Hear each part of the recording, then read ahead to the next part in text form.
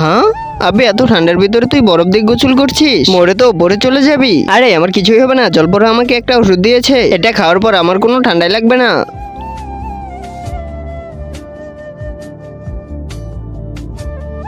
দেখেছো, আমার কিছুই হয়নি।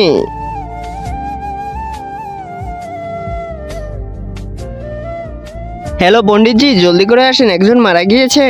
আবে আমি মরিনি, আমাকে জলদি করে জলপরার কাছে নিয়ে চল, আসলে ওই ওষুধটা নকল ছিল। জলদি করে এই নদীতে পাথর ফেলো, তাহলে জলপরা এসে পড়বে।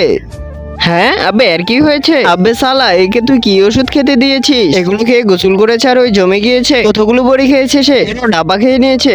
আরে পুরো ডাব্বা খালি করতে তো বলেনি, প্রতিদিন একটা করে খেতে বলেছি। এখন তো এর খেল খতম, এর তো আর কিছুই হবে না। আব্বে সালে, জলদি করে আমার বন্ধুকে ঠিক করে দে, নাই তো তোকে গুলি মেরে দিব। ভাই আমাকে গুলি মেরে দেও না, একে তো আমি ঠিক করে দিতে পারবো না, কিন্তু একে আমার বাবা ঠিক করতে পারবে। তো ডেকে আন তোর বাপকে, তো এই নদীতে আবার পাথর ফেলো।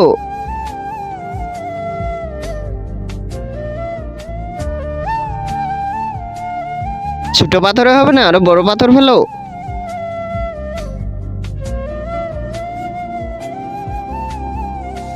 ভাই এর চাইতে বড় পাথর ফেলো, এর চাইতেও বড়।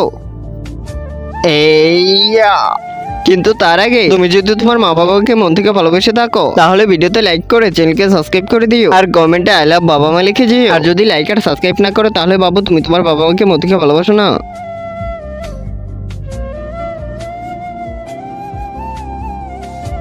আবে সালা, তুই আমার বাপকে মেরে ফেলেছিস, এখন তো তোদেরকে ছাড়বোই না, তোদেরকে সারা জীবনের জন্য বরফ বানিয়ে দিব।